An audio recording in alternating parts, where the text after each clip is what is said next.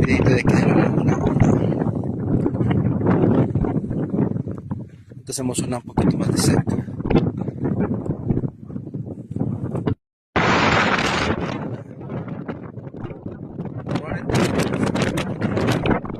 Vale la pena venir como después del máximo.